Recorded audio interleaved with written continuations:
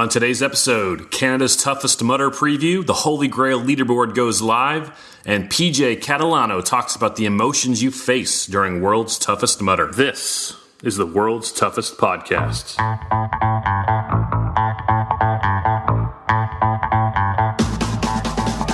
Welcome to the World's Toughest Podcast, where we talk about any obstacle course race you'd like, as long as that's World's Toughest Mudder. Each week we talk to members of the WTM community and share stories of success and failure in the single greatest event in OCR. My name is Will Hicks, and this is the World's Toughest Podcast. Toughest Mudder Whistler is this weekend. Officially, it's known as Canada's Toughest Mudder, and it is going to be awesome. We're going to talk about it some before we talk to PJ Catalano in a few minutes. But first, some Tough Mudder news. Last week, we talked about the TV schedule for Tough Mudder on CBS. The first episode, Set Your DVRs, is on Saturday, July 22nd. It's Toughest LA. I mentioned how disappointed I was that Toughest Whistler and Toughest Europe aren't going to be televised by CBS.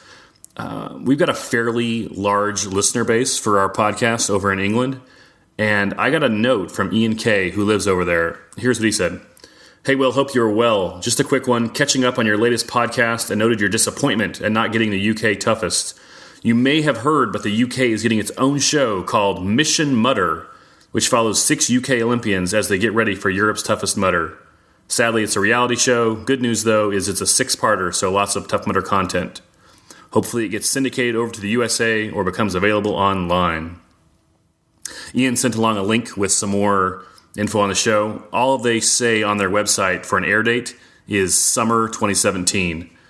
The Olympians they're following at Europe's Toughest Mudder are Taekwondo double gold medalist Jade Jones, track and field athlete Perry Shakes Drayton, cyclist Jess Varnish, Ashley McKenzie, who competes in judo, and Anthony Fowler, who is a boxer. I missed one.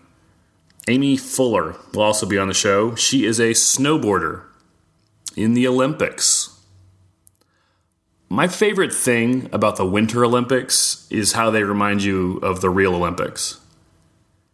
When I hear more about that show, I'll pass it along. Thanks again to Ian K. for the news. If you've got a Tough Mudder scoop, you should shoot me an email, willhicks@gmail.com. Speaking of Tougher Mudder, guess who ran Tougher Mudder this past week? Hunter McIntyre, Ryan Atkins, and Luke Bosick finished 1, 2, 3 at Tougher Mudder, Virginia on Saturday. Hunter won first place in the team category at World's Toughest Mudder 2014 and is considered one of the favorites for Tough Mudder X in July in Minnesota. Ryan Atkins, we all know Ryan, he won World's Toughest Mudder 4 times, twice as a solo, twice in the team category. And Luke Bosick got 75 miles at World's Toughest 2015 and finished 3rd at Toughest Mudder Atlanta this year. The crazy thing about that race is that Hunter finished 2 seconds ahead of Ryan. If anyone has video of the finish line at Tougher Mudder, Virginia, I would love to see it. willhicks@gmail.com. On the women's side, Tougher Mudder, Virginia, Lindsay Webster finished in 1st, Stephanie Bishop finished in 2nd, and Kelly Kitchens finished in 3rd. Lindsay won both Toughest Mudder LA and Toughest Mudder Atlanta and is expected to do well this weekend at Toughest Mudder Canada. And Stephanie Bishop, of course, is the women's defending champion, World's Toughest Mudder from 2016. Kelly Kitchens, I don't know her. She ran Toughest Mudder Atlanta and competed 25 miles and qualified as a contender for World's Toughest 2017. So between them, that podium at Tougher Mudder, Virginia, had 6 World's Toughest Mudder championships and 4 Toughest Mudder wins. Of course, the breakfast table at the Atkins house has almost that many championships, so whatever. Speaking of the Holy Grail, Tough Mudder kind of stealthily released the Holy Grail leaderboard this week. You can find a link to the leaderboard at facebook.com/World's Toughest Pod. Here's how it works. Every time you do an event in the Tough Mudder competitive series, that's Tougher Mudder, Toughest Mudder, or World's Toughest Mudder, your miles are logged.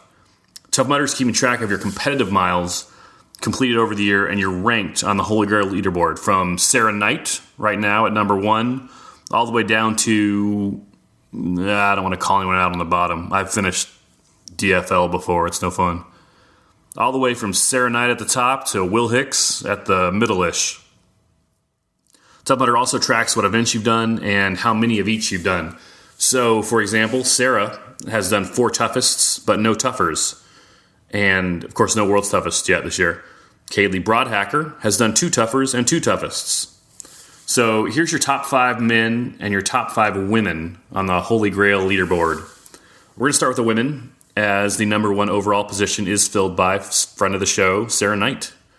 Top 5 women are Sarah Knight, 120 miles with 4 toughests.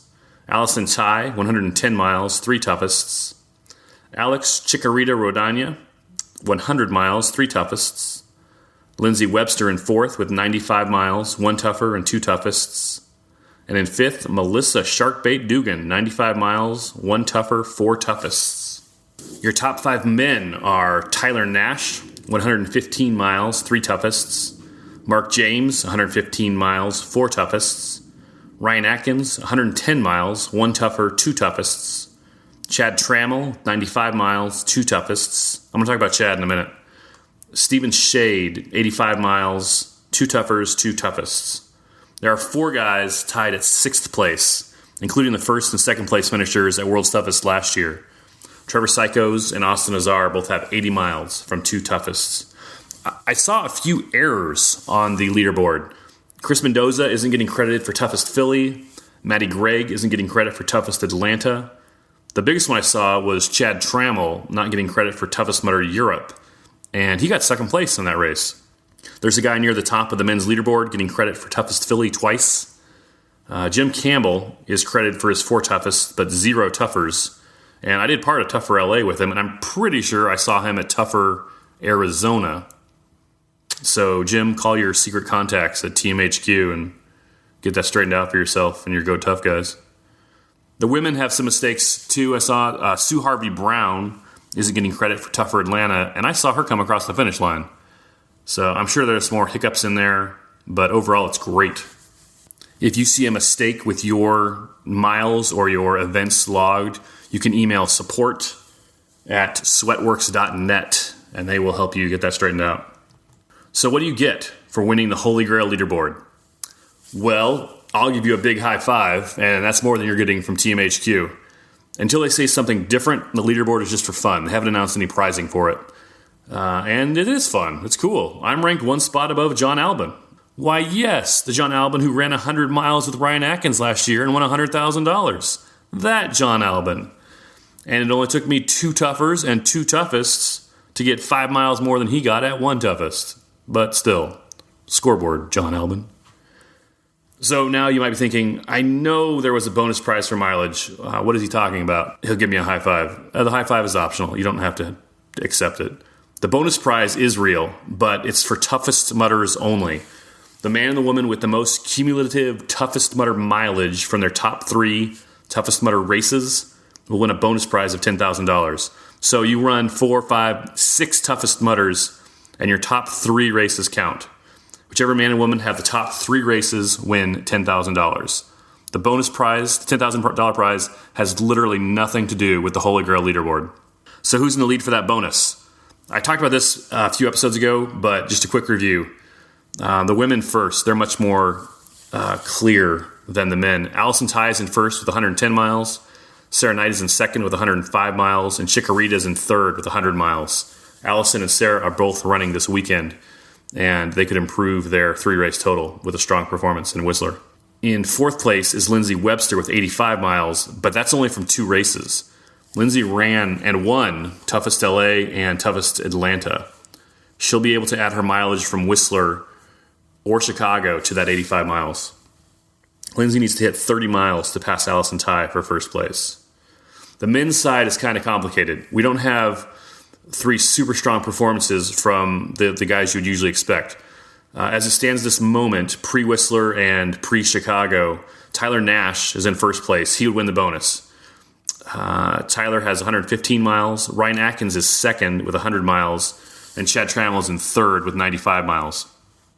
Ryan and Chad have those numbers from just 2 races. Tyler has 3 races for his mileage. Even though we're talking first, second, and third place, don't forget the $10,000 prize is just for the first place man and the first place woman.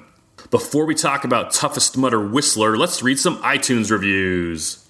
Our first review comes from Australia. How cool is that? All the WTM action, 5 stars, by DJ White D. All the WTM info I need from the other side of the world. I will be ready for my first WTM. Good luck, DJ White D. Look me up when you get to Vegas.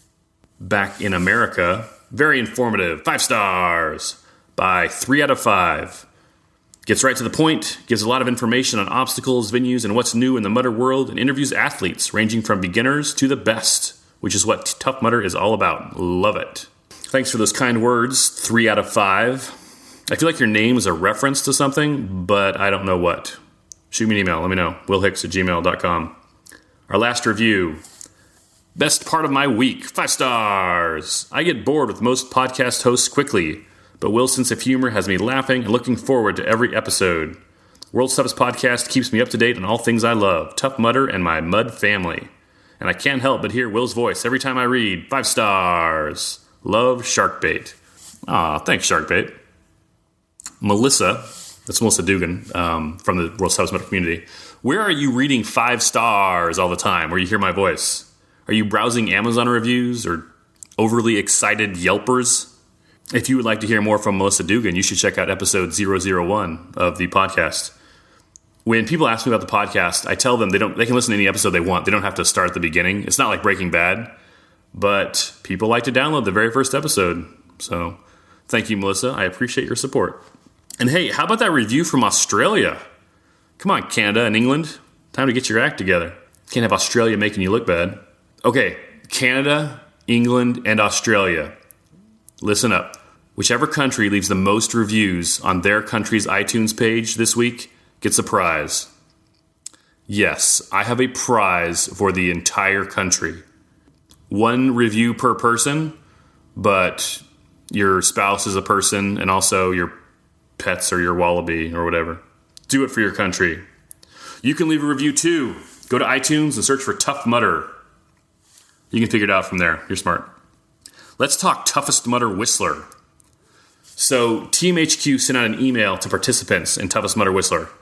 Don't worry if you're signed up and you didn't get the email. I never get their emails. I have no idea why. I'm just going to read the email. Canada's Toughest Mudders. At Tough Mudder, we're used to facing obstacles head-on, but sometimes even we face some obstacles we didn't expect. This weekend in Whistler, it's bears. Because of some recent bear sightings this week at our Olympic Park venue, we are taking extra precautions for Canada's Toughest Mudder to ensure that the safety of our mudder and the entire Tough Mudder community remains our number one priority. Here are a few mandatory rules and recommendations for all participants and support crew to acknowledge before setting out to run your best race this weekend. Whistles will be provided to all participants and are mandatory for course access. Whistles must be picked up at registration prior to the start of the race. No food of any kind will be allowed on course, including gel packs. Headlamps are mandatory for this course. Running with a buddy or two is highly recommended. Tough Mudder is committed to the safety of our community, and we will be strictly enforcing the above rules to ensure your safety and the safety of others. See you out on course. Hashtag stay aware of mudder bears. That is a completely true email. I did not make that up. They are concerned about bears on the course at Tough Mudder Whistler. So what does that mean? I would bring an extra headlamp or two, just in case. You're required to have one anyway, but they're going to clearly be enforcing it strictly. And stay with a buddy, preferably one that you can outrun if a bear does pop out. What should we expect weather-wise? I'm glad you asked. I talked with Mark Dreesen today. Mark is the weathercaster for CTV Morning Live at CTV Vancouver. Hi, Mark here. Hey, Mark. Will Hicks. How are you? Good. Will, how you doing? Awesome. Mark, what can people expect this weekend in Whistler? Well, you've lucked out. Thursday it's supposed to rain, and then Friday a few showers, but you're clearing up just in time for Saturday and Sunday. So Saturday will be sunny, Sunday will be sunny, and overnight you'll have clear sky. So you don't have to worry about anything coming from the sky at you. Now, as for the obstacles and everything else, that's up to you guys, because I'm not running it. So no rain, no snow. How cold do you think it'll get?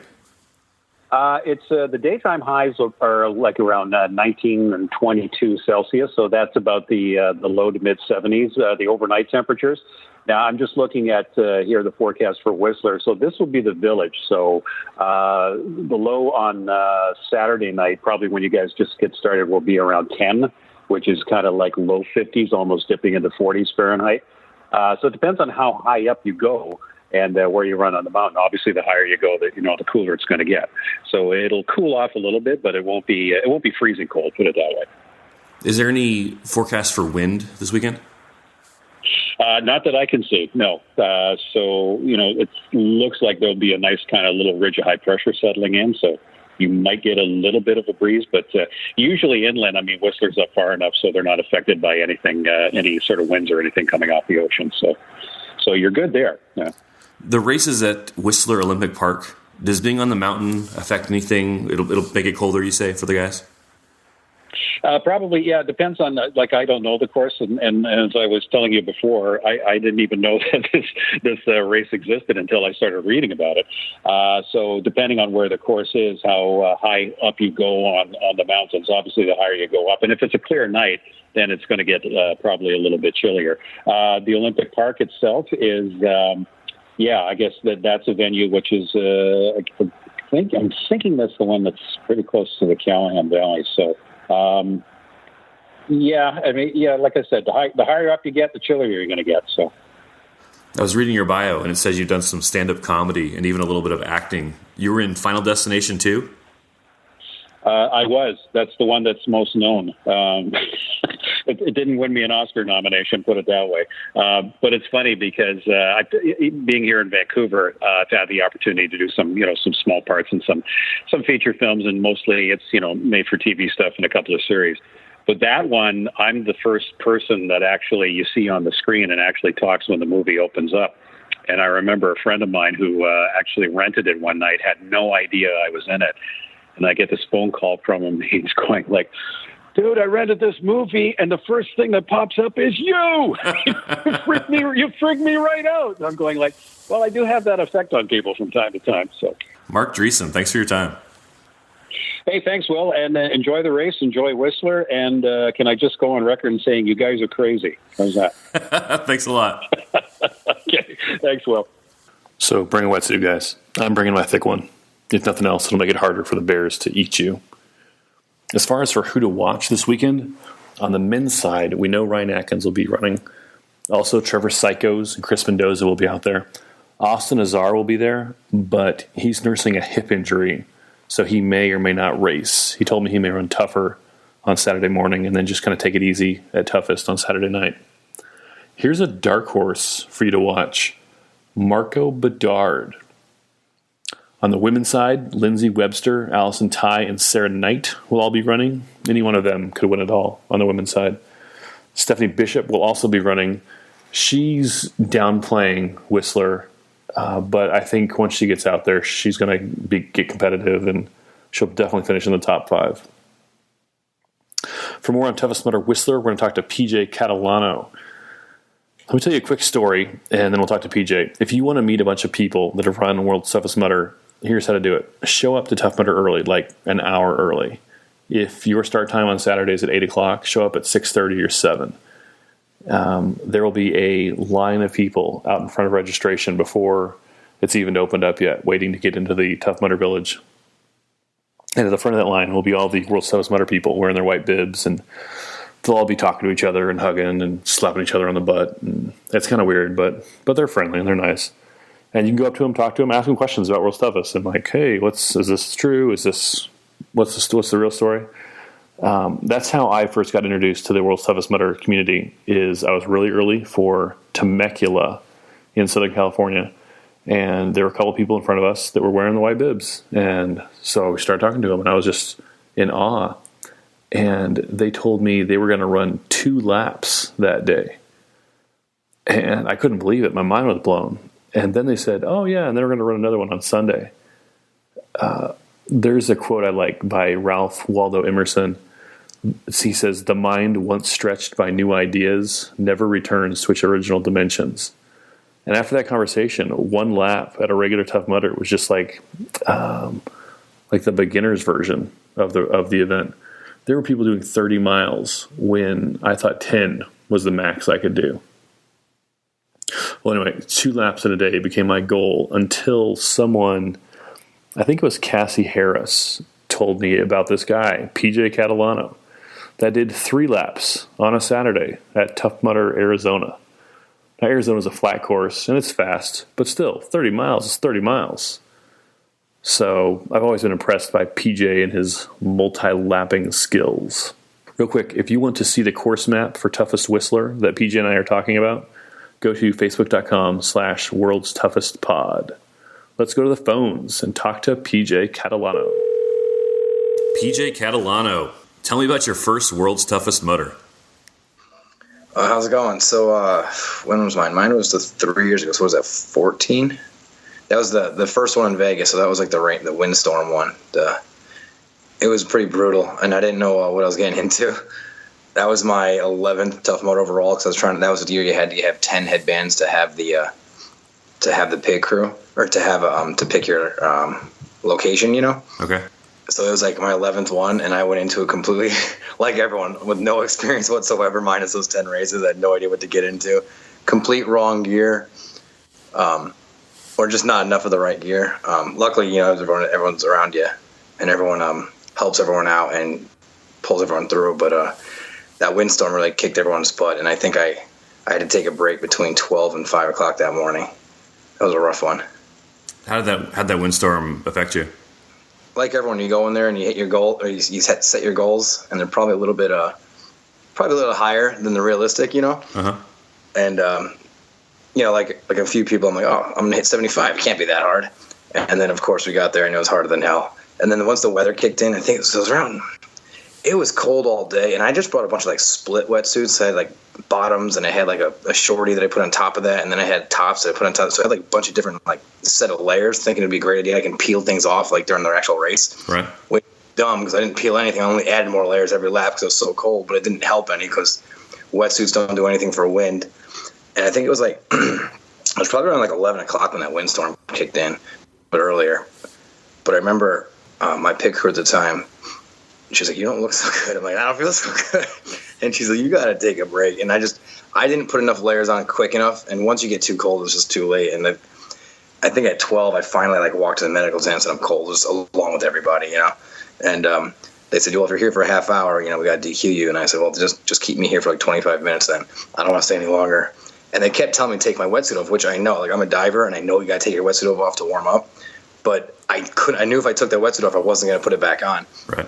And at 25 minutes, I was all right, I gotta leave the pit crew, and I went to medical tent, and I went to my pit, and I looked at the pit crew, I looked at it, and I go, I gotta take this wetsuit off now. So I waited 25 minutes shivering in the med tent just to go back out there and hopefully do another lap, Mm-hmm. And all I did was then crack and finally take off my wetsuit. So I took it off, and I sat, and I felt warmer right away, and I sat down, and I instantly just crashed on the chair. And because back then the race started at 10 in the morning, so that was 12 or 13 or 14 hours into it at that point, Mm. And the wind was just whipping, and I'm amazed at the people that made it through there. And I remember she got me, I kind of crashed, like I said, I fell asleep in the chair, and she got me into the tent. And tents were blown over, teammates, the headquarters were coming around, knocking on people's tents to make sure everyone was okay. And I remember feeling depressed. I'm like, oh my God, I can't believe I'm not doing it. But I was just shivering in my sleeping bag, just so cold. I couldn't wait. I just couldn't warm up. And I finally did, I crashed obviously, and I woke up around 5, and I heard the song, my favorite song when Sean and Clinton play "Here Comes the Sun," and I'm like, oh my gosh, I'm missing this. I gotta get out there. And I looked at my wetsuit, I don't want to put that back on. But I knew I had to, so I got the wetsuit back on. I got a couple more, actually 3 more laps in. So I actually ended up with 50 my first year. So, my goal was 75. Obviously, you got to modify it a lot. And I was very happy with 50, especially with what it went through, and with the, I don't want to say a lack of training, but not knowing what kind of training you need going into it, Sure. And things like that. So I was pretty happy. And I just kept thinking, all right, next year, the whole time in the race, I can't ever do this again. It's too cold. It's too cold. And the moment it finished, okay, got to sign for next year. Can't wait. Everyone goes through that. So when you came back next year, was your goal 75 again? It was. Unfortunately, that year, when I was over the summer, I was moving, and I was moving my desk, and the drawer came out, and it like guillotined my toe, and I crushed my big toe and like broke the bone in like 4 different pieces. So pretty much like I was out of anything. Like I couldn't even like get out of bed. I wasn't supposed to get out of bed for like a couple, like probably about a month and a half. And then, so any training I had was pretty much shot. And by the time I finally got back to my normal training, you know, like right, the race was right around the corner, and I was like, oh crap, I already paid for the ticket, so I wasn't going to skip it. But I just kind of went in kind of actually almost depressed. You know, I was like, oh, well, I still got the ticket. I'm still going to do it. I'm just going to walk it and jog it and hike it. So I kind of just had fun, you know, kind of like just had fun like with the community and with everybody. And like, so instead I did the first lap as fast as I could, and then I walked the rest of it. And then I just walked, and like I think there was a time I was like in the back by myself, kind of when where Block Ness Monster would be, and there's like nobody around, and we all know how like emotional all these races are and how like messes with you. And also I started crying in the back, like for no reason. Like I was freezing cold again. I'm like, why am I doing this again? I didn't train. My toe was broken. And it's just like bawling. I'm like, what's wrong with me? Why am I crying right now? Like there's, you know, it's like one really dark area in the back, and there's just no one around. I was probably only like my 4th or 5th lap, so I wasn't that far into it. But it was like probably like 10 or 11 o'clock in. I was like freezing cold. I was like walking and limping. I'm like, this sucks. Why am I doing this again? But kind of the same thing. I crashed. I took myself out knowing that like my training wasn't there. I didn't want to hurt myself. I was just kind of like I said, having fun and like with the community and all that. And same thing. I took a rest at like 11:30 or 12, and this time, you know, purposely this time. And I woke up and I heard that same song again. And I heard that Here Comes the Sun. I'm like, oh man, I missed it again. I want to be on the course when I hear that song. So I threw him. At that time, I had like extra gear and all this kind of stuff. I was a little more prepared going into it. So I just put like different wetsuit on and all that kind of stuff, and I'd walked and jogged a couple more laps, and I think I got like 35 that year. So I was like, bummed that I got less, but I knew going into it I wasn't going to break any records. I wasn't going to PR. But I also, knowing with the injury, I was like just happy just to be there and like see everybody, just kind of, but kind of mentally like, oh man, what a bummer. And no runner likes injuries. No one likes injuries, but Can you talk more about that emotional side of it? People don't think about that when they talk about these races, but there's this. Oh man. Yeah, mentally those races hit you, and there's times like I would say once every year at least it's a time I start breaking down on course. I just start crying, and I have no reason why. There's nothing happened. All of a sudden I'm just looking around, like it's like the pros and the cons, it's the good and the bad. All of a sudden just hits you, and like there's been a few, I'd say once, and it's usually in that back thing where there's no one around, you're by yourself and it's dark and it's whatever time and it's late. And I'll just like, and your mind just wanders in weird ways, and like I'll probably break down crying at least once every year, and then you say like, like I said, like what's wrong with me? Why am I doing this? Why am I crying right now? And you kind of all right, you're here, you want to be here. What's wrong with you? You get to the obstacle, like someone passes you, and all of a sudden like everything's okay again. It gets really weird. I don't know. It's hard to explain, but. It's definitely happened to me at least once a year. I get it every year, and I start talking to myself, and I think, why? What? You have nothing to prove. Your wife's not out here. Your kids aren't out here. What are you doing? Like, why are we doing this again? Yeah. Yep. Yeah, I think that's because I didn't have a pit crew that year either, so like I didn't have any support. I was just kind of like by myself, and like I think that kind of meant I'm like, oh man, none of my friends and my family want to be here with this. Like, why am I here? What am I doing? Like, it kind of hits you. You don't think about that, and it really does mentally. Like that's what Tough Mudder is. Mental grit, and you can get hit pretty hard by it. Do you think you can build a muscle to kind of get past it, or is it just something you need to get through? Yes, it's become numb.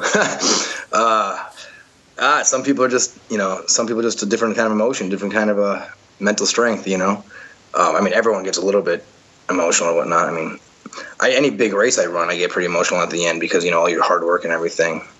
If I finish like a heavy marathon or something, and then I cross the finish line and I PR'd or something, and I knew my hard work got there.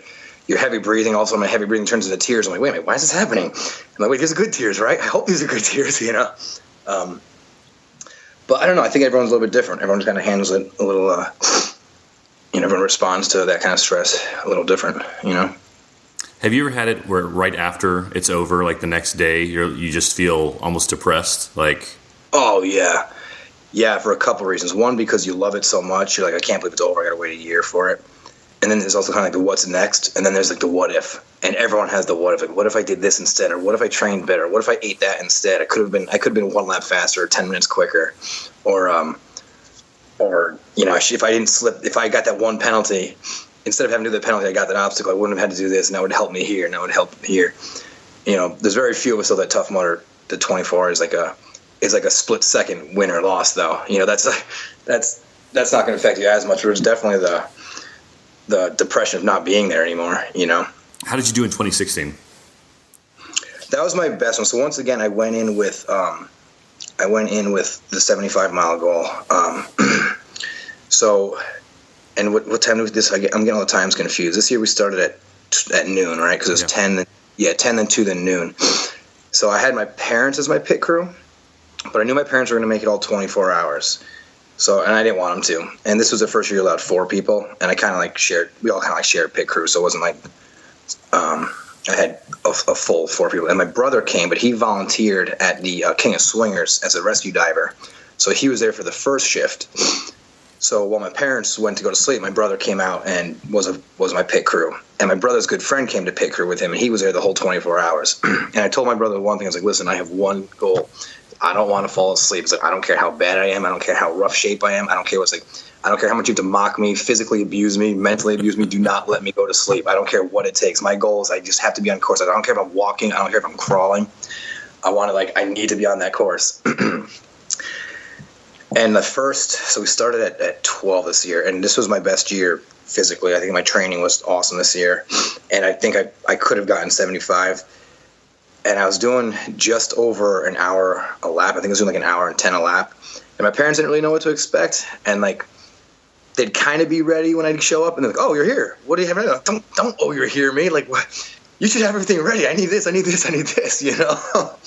So my parents went to bed when it was they stayed out later than I thought they were going to. And my brother got off his volunteer shift, his rescue shift, and he came to help. In his first lap, he walked the entire course basically from obstacle to obstacle with me to kind of check it out because he's kind of interested in doing it, Mm-hmm. And so he walked the whole course, which is actually, for me, mentally was awesome because it was getting late. And I was like, oh, my gosh, there's someone at every obstacle. There's someone at, I can see on the course cheering me on. He was like hiking up over the hills to getting that way back. It was like the coolest feeling ever, And so I was keeping about an hour pace, and then they opened up the damn cliff, jumped the cliff. And I love and hate that like everyone does because I love the adrenaline, and I sit there in shock and awe sometimes, and I hate it also. And when I was younger, I used to cliff jump all the time. Now that I'm older, I'm like, oh, man, this sucks.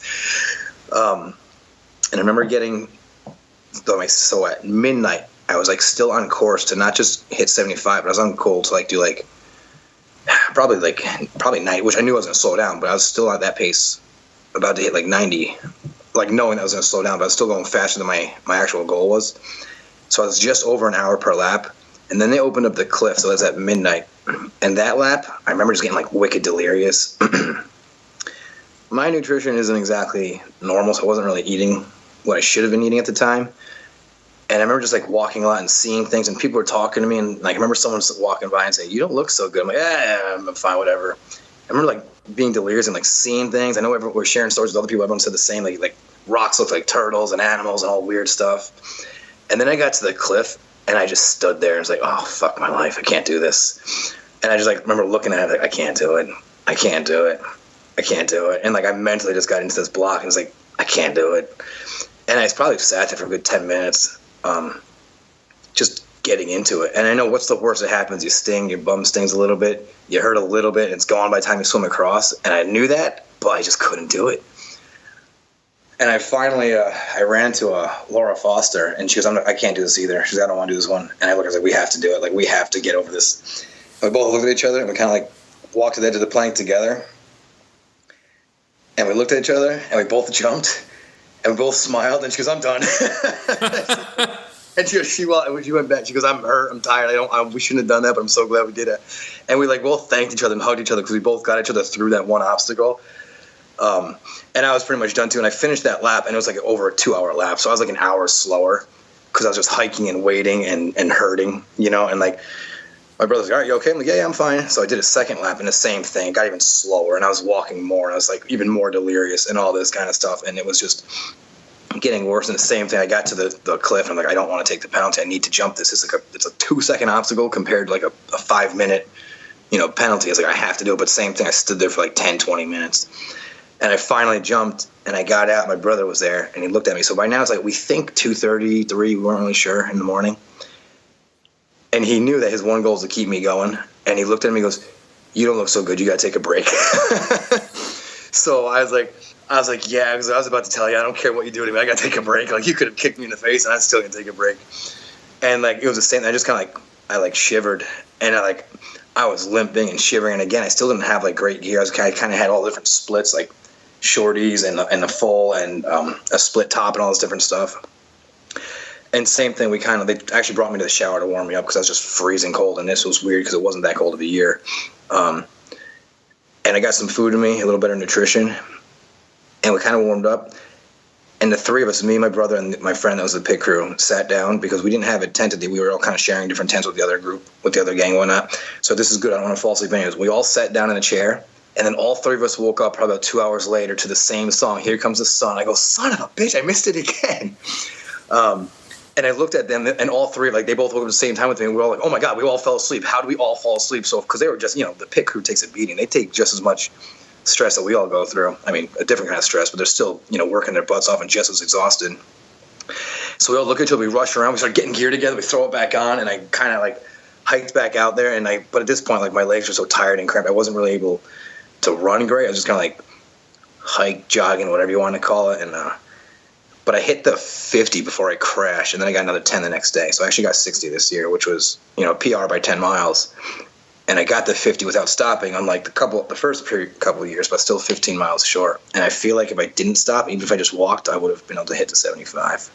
But yeah, that really messed me up that year, mentally. It was like, oh, I could have done it, but I stopped because of what? Was it gear? Was it nutrition? Was it just no mental grit? What was wrong with me? Why didn't I do it? And so that I PR'd, but it was still in my mind. I'm like, wow, I only PR'd by 10 miles, which is a lot, but it's not a lot when you think about 24 hours. So that's been playing in my head for the past year, So what are you thinking for this year? Oh, 75. Actually, I keep telling myself, well, my goal's been 75 for so long. Now I got to hit 80. I know, mentally, I got to work better on my nutrition, and I got to work better. My family, after coming out there and seeing what 24 hours, they actually bought me a legit wetsuit for Christmas, and that was really cool. And I wore it for the first time at LA Toughest, and it was so cold. It was so warm there. I had to strip it down, so I actually haven't worn it yet. So Worcester will be the first time I actually wear that wetsuit, and we'll see how I actually move. But yeah, I think my goal is 75 or 80 this year. I'm hoping. If it's not in Vegas again, like we've all been rumored, it might be my last chance, so I got to do it. Talking about it for next year, 2018 and beyond. Yeah, in case they move it again, like they've been rumoring, then, if it's, it's not a cheap race, and I'm amazed at the people that can travel all over to do it. So if it's too far, I just won't be able to financially get it. So this may be my last chance this year, so depending where they move it to. So I just know I got to go for it just in case, Before we talk about Toughest to Mutter Whistler, Melissa Dugan said I should ask you about Legoland. Oh, yeah? She wanted to know if it's really true that you play with Legos for a living. Yeah, man, I've been there 3 years now, almost 4. Yeah, when I first moved, because I'm not from California, I'm from New York. When I first moved to California, first job I found was at Legoland, and I was bartending with them, and then I found on the in-job hiring post, it said model builders wanted. I asked the boss, hey, what's a model builder? He goes, they build the models. I go, makes sense. I want to do that instead.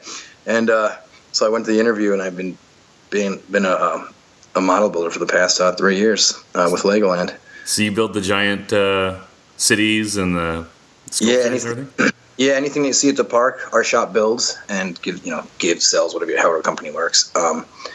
So the park, all the stuff that you see in display, is what we build all day. We could be building anything for the park. It could be the retirement gift for someone that's leaving the company, or hey, you've been here 10 years, here's your $10 trophy or 10-year trophy.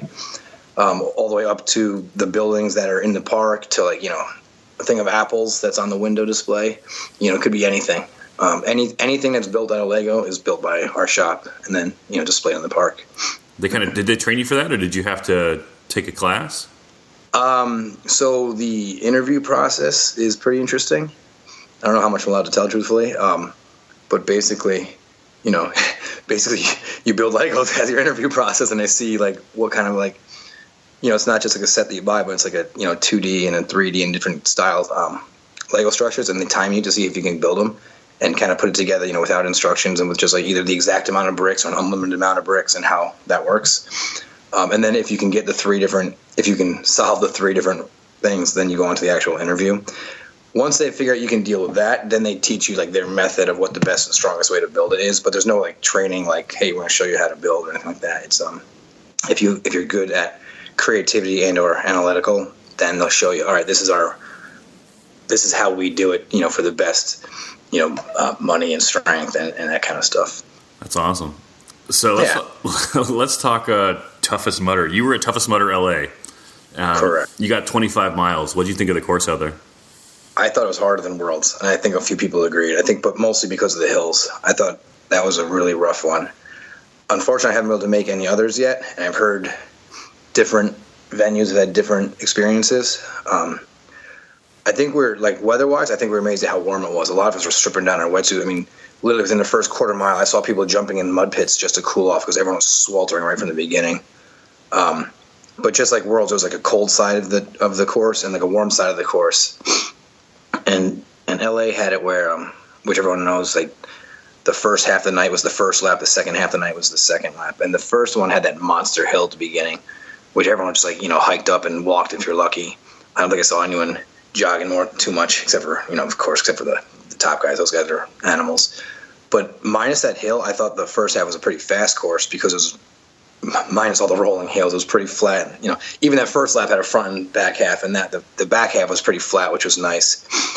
And then when they did that switch over, I don't think anyone realized they were going to have that like penalty-free, no obstacle, like half lap or however they really broke it down, because that was awesome. It was really nice to have a break from it for a while.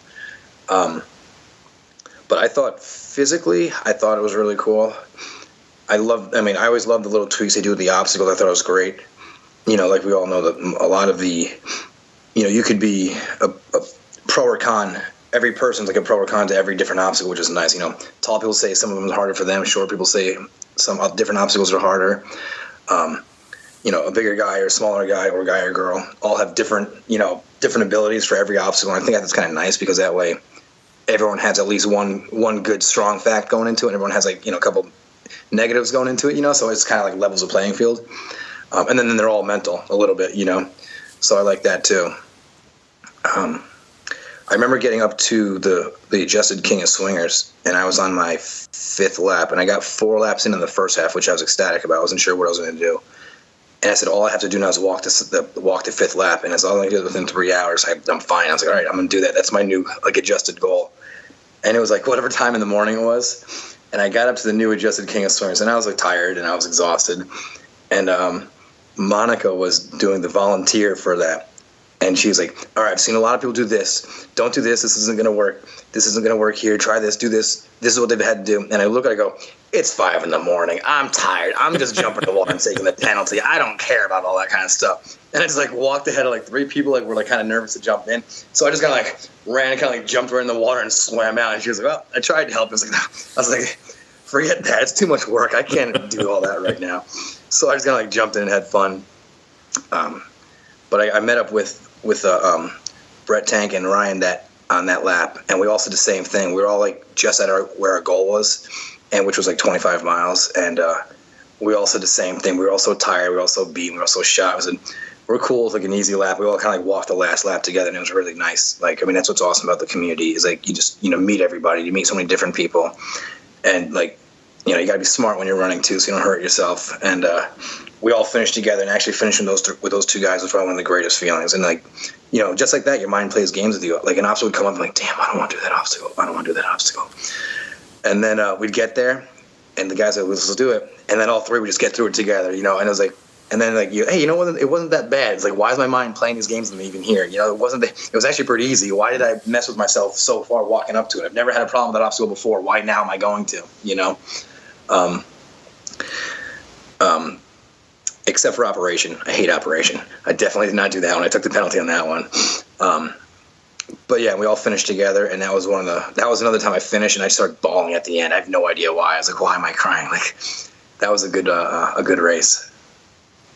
Operation's a funny obstacle because some people like Matty Gregg's yeah, it's no big deal. You just do this. Team 4 Eyes, they have their own technique. And then every time I do that, I regret it every single time. I'm like, why did I try that again? That was stupid. Yeah, exactly. Yeah. I'm not a big fan of electricity. I'm not a big fan of getting shocked. Those guys that walk through EST and, licking the bars and sit there, the wires and standing there and, not minding. I don't know how they do it. I hate that more than anything. And operation's one of those where, you can spend, a minute and a half, 2 minutes doing the obstacle, and then the very last second, you or the person next to you might make you fail. And you still get shocked, and you still have to take the penalty. And I think it's one of those mental things. And so it was Wesley. I was running with Wesley. Wesley's one of the first guys I ever met. Actually, he's the first person I ever met at one of my first Tough Mudder events. It was Arizona 14. And he's taught me so much over the years, and everyone looks up to him. Red Tights Wesley is an amazing person. And it was, I think we were at Worlds, the first year of operation, so it was 2 years ago. And he said there's too much risk factor. You can do an amazing job at it. You can get it so easily, but your neighbor might make you fail at the last minute, and then you just wasted 5 minutes of the race. He goes, I've just decided to take the penalty, not because he can't do it, not because he's afraid of it, but as a technique, as a smart person. He's like, I'm losing more time trying to do the obstacle than I am just taking the penalty right away, because you could get all the way to the end and then fail at last minute and still have to do the penalty, and now you just lost 5 minutes. And I'm using that excuse, not the excuse that I really, really hate being shocked, is why I don't do it anymore. And so and I remember actually last year at Worlds, I ran into Mike Delaney, and he's another person that's inspired me and taught me so much over the years of how to run and stuff like that, different obstacles. And we were jogging on my second day together when I got back out of the pit at Worlds. And he was, come on, let's just do it. He goes, let's do it as a team. I got a perfect system. I'm like, I got it. I'm like, I don't want to do it. I was like, I hate that one. And he goes, no, let's do it together. I'm like, all right, as long as you got a system. He goes, I'll hold it like this. You do something. I'm like, all right, let's do it. And we got to the obstacle, and we were doing the obstacle. And all of a sudden, I don't know if I did something wrong or he did something wrong, but all of a sudden we both looked at each other like we were stunned. I go, that's why I don't do the obstacle, because I hate that obstacle. And there we go. Then we had to go do the penalty anyways. So it's one of those that I'm just not a big fan of, but it's always fun to do. But I didn't, when you showed me that map yesterday, I looked at it, oh crap, they have operation again. And because I rarely look at maps when you send it to me, like, oh nuts, you gotta do operation. So, and this time it'll be on the whole thing, because at LA, that was only the second half, and I only did that lap once, so I only had to avoid it once. Now I have to do the penalty, hopefully 5 times. Hopefully I get 5 laps, so we'll see what happens. In Vegas, people talk about the secret to operation, and I say the secret to operation is to throw the sandbag through the black pipe. Yeah, I saw a couple of guys do that, and if you still got some energy, you can actually throw it the entire way and then crawl through normally. Yeah, I started doing that one. I like that one a lot, actually. Let's talk about toughest Whistler. We're both looking at the course map. Have you ever run the course of a Whistler? No, this is actually my first time. It's always been on my bucket list of venues, and this is actually the first time I'm getting to do it. Jim Campbell told me Whistler is the prettiest course Tough Mudder does. Multiple people have told me that, and that's why I was like, I just had to get it done. So this year I just bucked up and did it. So it's a 5-mile loop, and unlike some of the previous courses, it's going to be one 5-mile loop the entire time. We're not going to be switching courses halfway through. Yeah, that's what I've been hearing. How do you think that'll affect it as far as mileage? Well, I don't know. I know, like I said, LA had the 2 separate loops, and I think someone told me that another one had 2 5-mile loops. So we're going to lose a free lap somewhere, which is a bummer, because that's a lot of speed right there, a lot of time, a lot of miles. But I think it's still. I've also heard it's going to be really hilly. Some people said it's probably going to be hillier than LA, so I'm not so excited about that. But I think that just a 2-lap thing in general, it's going to be the same thing. If there's an obstacle you're good at, that's great, because you're going to hit it 5-6 times, 7. Who knows what your goals are? If there's an obstacle you're not good at, well, now you're taking the penalty 5 or 6 times or 4 times, whatever your goal is. So I don't know. There's pros and cons to it all. And I try to stay middle of the road and stuff like that. Kind of going. I tell myself I'm going with a positive attitude, but I know on lap 2 or 3, I'm like, crap, that one again. So who knows? So as we're doing the course, the first obstacle we're going to come to is balls to the wall. All right. How do you get over balls to the wall? That's not too bad. You get the knotted on the rope. You get the knotted ropes. You get the 2x4s going across. That's never too big of an issue for me. I do go up a little bit weird though. If you ever see me, I grabbed the knots, and instead of kind of like climbing up the wall, I kind of jumped like a frog. So it's like 2 legs onto the first bar and then 2 legs onto the second bar at the same time. I don't know. I just started doing that one day, and it felt like it was slightly easier. So mine's a little bit, and then in top you crawl over, and I actually don't use the rope going down either, because then it's just more like a ladder. I think the ladder is easier than the rope, because the 2x4s are kind of stuck out a little bit. You know, you get a little finger grip. So I actually just use the 2x4s instead of the rope going down it. But I've never thought that one was too difficult. I think it's more of a mental for a lot of people. Right after Balls to the Wall is Funky Monkey: The Revolution. Yeah, it is. I love all the new things they've done on that. I love how Funky Monkey's evolved so many different ways every year, from just a basic monkey bar to then the monkey bar with the pole going down, then to the swing, and then to the wheels, and now they have the wheels with the bar at the end. I love that's great. That's one of them.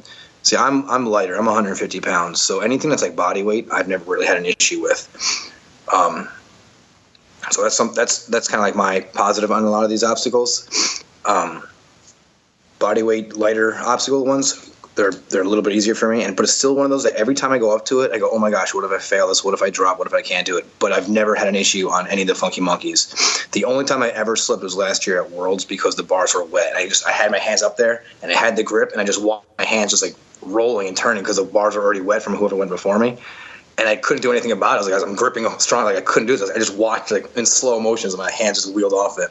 But it's the only time I've ever failed any version of Funky Monkey. So I actually like that one a lot. You know, we're expecting it to be cold this weekend, so a lot of people might be wearing gloves. Do you have any thoughts for? I hate gloves. I haven't figured out how to master gloves in those bars, because usually, like, someone has wet gloves. Like, I've seen some people spray gloves of a different style. I just have basic diving gloves, like leather hands, but that leather gets wet, doesn't do anything for bars. I usually take off my gloves, throw in my pocket, and just, your bare hand grip, try to do it. But that only works if it's warm enough. Like, I've had 7 mil gloves on, you can't get them off, you can't take them, So I think the worst part is when someone in front of you has gloves on, does the obstacle, because now the bars are soaking wet from all the glove water. And that's actually harder, I think. I've noticed that on Kong, I've noticed that on Funky Monkey, I've noticed that on King of Swingers. Anything where you have to grab it, if someone before you has wet gloves, they leave a puddle of water on the bar and you can't grip it anymore. So I actually don't like gloves. Everyone stop wearing gloves on those events, on those obstacles, because it hurts the person behind you. After Funky Monkey is a long run, it looks like, and then the next obstacle is King of the Swingers, Hang Time. It'll be interesting to see that's going to be the cargo net, just like LA again, isn't it? I think so. That's how they've had it for the past. Yeah. In Europe, it was different. They just had like a rope you grabbed onto, but okay. the other three, Philly, Atlanta, and LA, have all had the cargo net, like LA. Okay. Well, like I said, the one time I did that in LA, I looked at Monica, the volunteer, when she told me the plans I had to do, I said, forget that, I just jumped in the water. So I actually haven't ever attempted to hang time yet. Usually what they do for that one, though, is they usually make a longer penalty to kind of make it worth the try, because a lot of people don't try it. So that is one of the longer running penalty ones that adds a lot of time. I'm definitely going to try it at least once. I have to, I want to. But if it's one of those things where it just burns so much energy out of you, like if you're burning that much shoulder and arm and upper body strength, sometimes you have to take the pros and the cons and be like, all right, we got to be smart about this. If it's going to burn that much energy, now I'm going to fail the next 2 because of it, or I won't be able to do it any, you have to really it is a little bit mental. You have to think about that. Is it worth everyone wants to succeed everything at least once, but then after that, is it worth burning your shoulders out, your arms, or your muscles, or anything for the next 4 obstacles? I don't know. So it'll be interesting to find out. Right after Hang Time is Augustus Gloop. Oh, that's a fun one. That one's just fun. I don't go up. So a lot of people kind of like right leg, right arm on one thing, left leg, left arm on the other side. I actually put my back against one of the beams and just walk up one side like a ladder. And I found that much, much quicker and easier. That's fun. It's just, like I said, the first time I tried the Worlds, I got out, looked at the volunteers, and said, that wasn't so much difficult. That's just more degrading. It's just degrading. You're trying to, you're cold, your tires getting sprayed in the face by water and everything. But that's a fun one. I actually like that one a lot. After Augustus Gloop is Black Hole. Yeah, it's another fun little twist on the original birth canal. My trick in that, a lot of people go in the middle, go as close to the edge as possible. There's the least amount of water is. You can actually almost crawl through your hands and knees. and that way the water's like at an angle, so you barely even scrape against the tarps. Stay as close as you can to the edge, and that one's just a pretty simple crawl through. Next obstacle is Stage 5 Clinger. So that's a good one. We saw some variations of that at Worlds, and then a variation of that at all the different. I'm glad that one's actually made in. It kind of gets a little more upper body, a little more strength. They're trying to get more competitive. So I'm actually glad of that one. It's another one though. You're like, I'm a little bit tired. Can my arms get me up at this one more time? But of course, there's people around to help if you need it, whatnot. People have always tried to show me cool tricks, like, just flip over the top and do this, and do what they call the gymnastics move, the cat's cradle, something like that. And I'm like, yeah, good luck with that. I'm just going to muscle myself up here on my own. If I can get up, I'm happy. I don't need to look fancy or anything like that. But that's a good one. I'm glad they added that one too. One note about Stage 5 Clinger in Philly, there was a volunteer telling people that they couldn't help each other. Oh, really? And you only had one attempt. And I asked Eli and Nolan about that, and they said that was a miscommunication or misunderstanding, really. And that should not be the case. And they're going to make sure that everyone's allowed to help each other, and you get as many chances as you need. So it's definitely the first time I've heard that. It's good to know. The next obstacle is Mud Mile 2.0.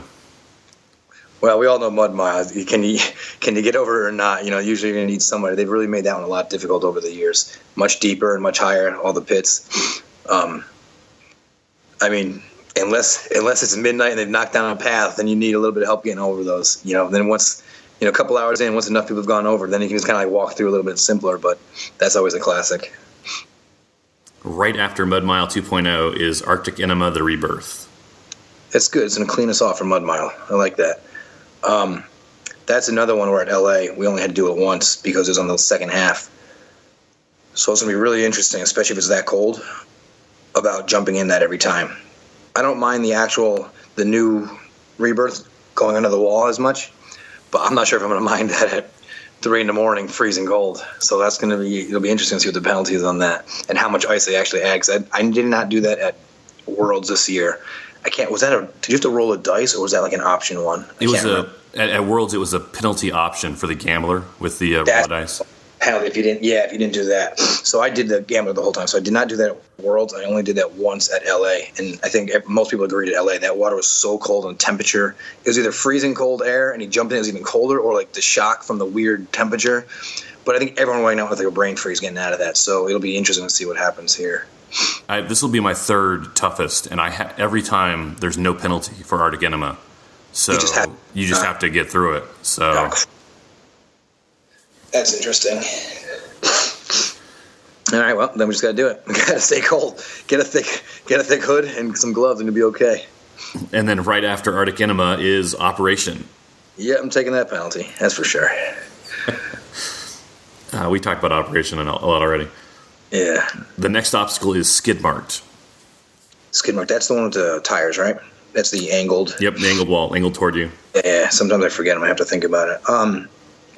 Yeah, it's another good one. You have to just be able to get over the wall. Once you're over the wall, it's climbing down some tires. It's not a big deal. It slows you down, of course, because you can't just I don't think anyone's graceful at that one. Do you need help, or can you muscle up? Can you lift up and kind of like ladder yourself up there? But that's one that I've not had too many issues with. How do you like to go over walls? Do you throw an ankle over? Do you do a muscle up? So I'm 5'8". I can't always reach the top of every wall. So that's a little bit of a downfall. I usually have to step up on something, like the first bar or something, and kind of jump. And then I just kind of get my hands up. Once I have a grip on both hands, as long as it's not too slippery, I've slipped off a couple times, then I can usually just muscle myself up and then just throw a leg over. I'm not super graceful, like you see some people that can just fly over in like 2 seconds, but I've not needed help where I need to get on someone or someone help me up. Once I get my hands up, I can muscle my body up and then throw a leg over and just, lower myself down, I try not to jump from too high, only because you never know what you're going to land on. So I try to make the landing as easy as possible, because you watch too many people hurt your ankles, And I know they do a really good job putting down that bark, but you're tired, you're not as with it, So I always try to be really careful coming down, and that's just because I want to keep going, The next obstacle after Skid Marked is Pyramid Scheme. Yeah, so I can't remember. Do they leave the rope for toughest, correct? Yeah, we should have, each time so far they've had the ropes coming down, kind of like they had at Worlds this last year. Yeah, so that I've not had an issue with. I actually kind of think that one's fun. Jump in the water real quick, get on the bar, and if you can just take 2 steps, just grab that rope and just keep going. Just keep your momentum and just keep running. So I pretty much try to walk through the water, get my foot up there, and once I'm standing on the platform, just run 1 or 2 steps, grab the rope, and just keep going. Just kind of like hike your way up, you know. If you use your legs and kind of like mountain climb them the whole time, I think it's much more efficient than I see people like try to crawl up it and try to like lay down first and grab the rope. Just even wet shoes are going to make it 1 or 2 steps, and the rope's not that far. So once you can grab it, then just keep going. I mean, not everyone can always do that. Just different, sizes and heights and all that of everybody. But I think the less effort you use in that, I think the better, because I think the tools are there to make it easier. Yeah, I think pyramid scheme is going to be one of the easier obstacles this weekend.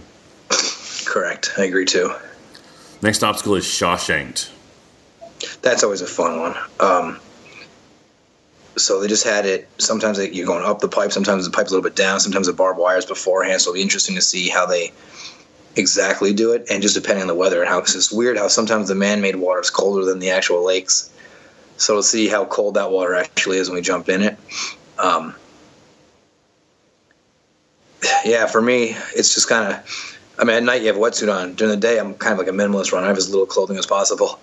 So I usually end up with like scrapes all over my body from that one. But if I have a wetsuit on, I think it's to just lie your body down, pull yourself up with your arms. Don't even try crawling. Just use your upper body strength. Just pull yourself along the rope, get to the top. And a lot of people plop in. I actually try to stand at the edge of the pipe and jump as far as I can. Sometimes they tell me not to do that. But I mean, there's been times I've been able to jump out far enough where I just grab right into the cargo net and I'm just climbing right out. I think it just saves a little bit of time, truthfully. I mean, it takes me a little bit of time to get at the edge of the pipe sometimes, but I want to be in the water as little as possible. I was just looking at the water obstacles. There's 17 obstacles on the course. You have a chance, or you will get wet 7 of those 17. Oh, it's going to be Funky Monkey, Augustus Gloop, Hang Time, Mud Mile 2.0, Arctic Enema, Shawshanked, and the Block Ness Monster. Wow. So even if you succeed the obstacles, you're still getting wet on 5 of those 7. Yeah. That sucks. It's why I don't look at maps before the race. I don't like to think about it. I just like to go into the race. Oh, all right. This is actually the most prep I've ever done for any race. Oh, boy. Right after Shawshanked is Lumberjacked, a log carry. Yeah, that's a pretty basic one. Look for the right log. Sometimes you grab one thinking it's going to be light. Like, oh, that was a lot denser than I thought. I did that just now, actually, at where am I right now? In the NorCal, Sacramento. I grabbed one that had a nice little flat surface. Like, oh, that'd be perfect for my shoulder, because, again, I don't wear, like, shirts or anything. I'll throw it on my shoulder. And I picked it up. I go, oh, my God, it's so heavy. And the guy looks at me and goes, you picked up like one of the biggest ones. I go, I didn't even look at size. I looked at, like, what would look like it would smooth. Surface area. Yeah. And then that was stupid. So then the next day when I did it on Sunday, I grabbed, like, the smallest one I could find. I'm like, no, I deserve this. This is okay. Yeah, so, that's one of those things. Usually, because I don't think you do it in groups anymore at, like, tougher and stuff. It's not like 2 people for, like, a long while, right? It's still just 1 person per actual cut, right? Atlanta had a lumberjack, and it was the 1 person per log. Okay, yeah. So, I mean, that's, you carry, like, what's the easiest way to put in your shoulder in front of you? Depends on how heavy. It's kind of hard to judge because not everything's the same weight, And if you're smart, you're going to grab a lighter one. I wasn't smart. So, it's... At that point, now you're being competitive. It's not about being, it's not about getting a workout at this point. You're not using this for training. This is the actual event. So whatever you can grab that's small, grab it and go. After Lumberjack is a long run, and then Everest 2.0. Yeah, Everest 2.0. Ever since they changed it, that's a 50-50 one for me. I can only get about half the time. When I'm shot and dead, I'm definitely not going to get it. I need help. I can only get it half the time on my own. Once they took that lip out and made it that much higher, it's been really, and brought back that lip, it's been really hard for me to grab. And people try to give me different ways to go. Like, do you run all the way up when you jump? Do you get all the way up and just kind of like lift your body up? I've seen a few people do that. And actually, just Saturday, I was running, and I was running with Dave Thanos, and I go, oh man, I only get this one half the time. He knows that we run together a lot. and he usually gets up no problem. And I just wanted to get it done, though. I was like, I have to do this. I have to get this. And I threw my arms up, and I missed the bar. I couldn't get it. But, like, it was so dry out, the friction from my forearms, I didn't slide down. I was like, wait, what's going on here? Like, I stayed up there. Because, like, I wasn't holding on to anything. But, like, the friction of my dry arms onto the actual plastic, I just wasn't moving. I was like, well, this is weird. And I just kind of, like, inched my hand out a little bit more. I grabbed onto the lip. I was like, hey, I made it. And I, like, kind of, like, belly flopped my way up and got in. I was like, that was cool. But it was really weird that, like, I was able to just, like, stick to the wall. Like, that kind of freaked me out a little bit.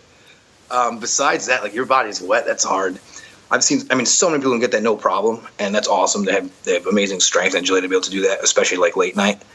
But I know like once it's gonna be like the middle of the night, everyone's gonna be helping everybody. You know, someone gets up there and then they're turning around and helping the next person. It's gonna be a constant chain. There's almost no other way to do it. You know.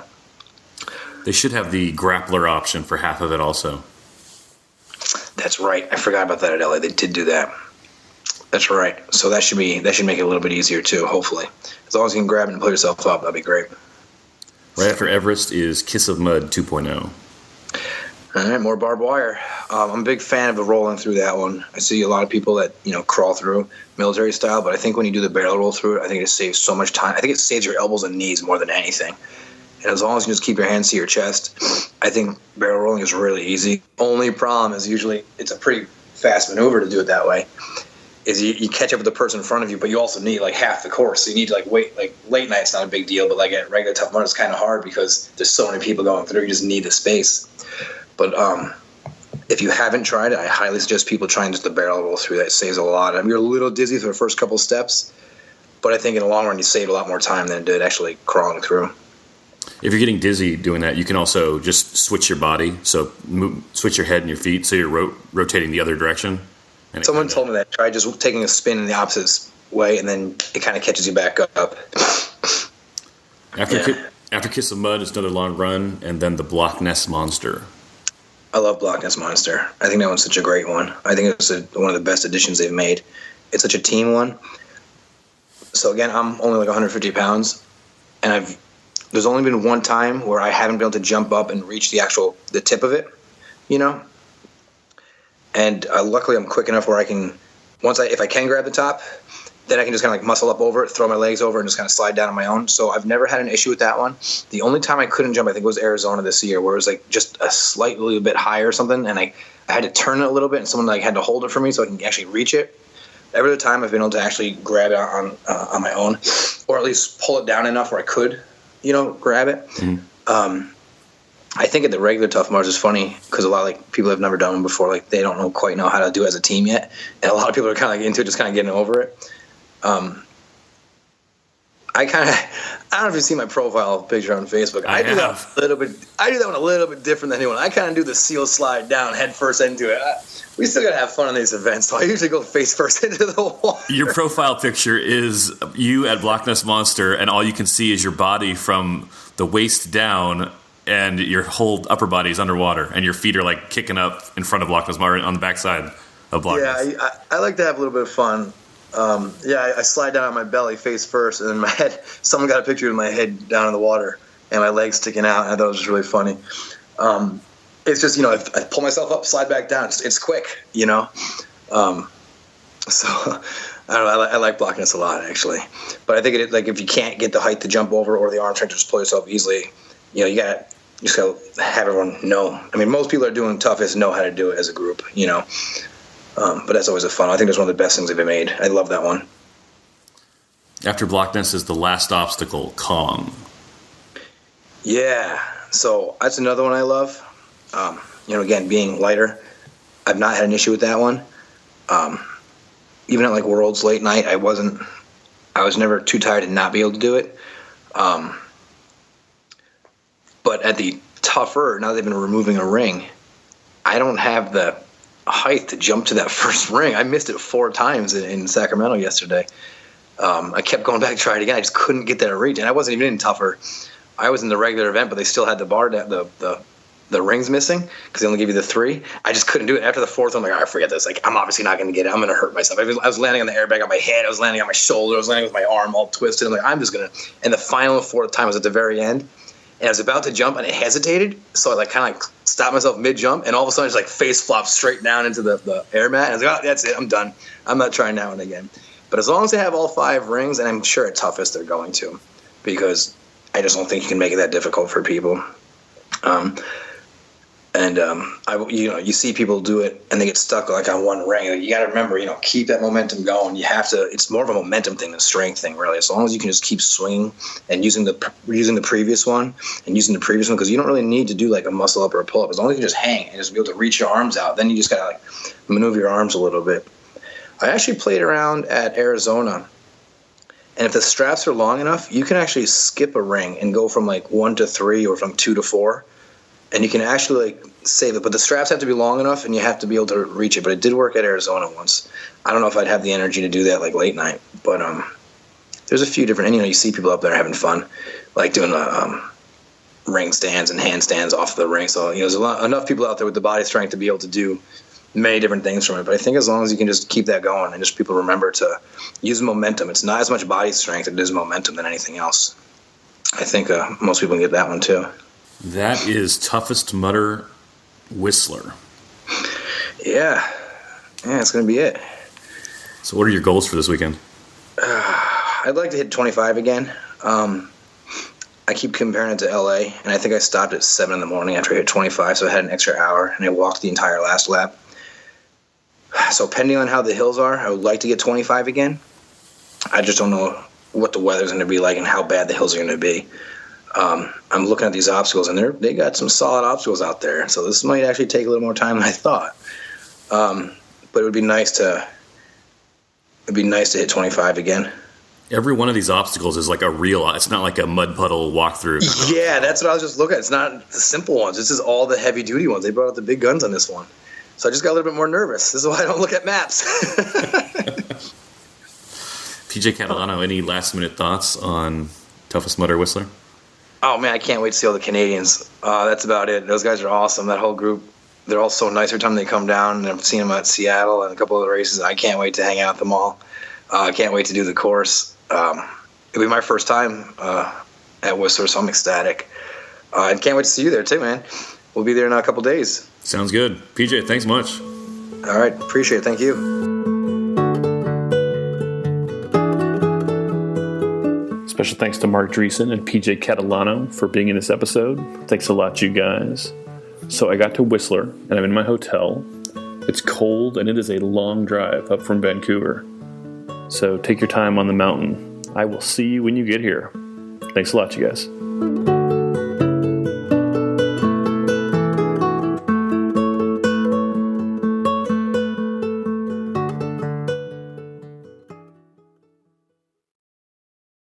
Right after Balls to the Wall is Funky Monkey, The Revolution.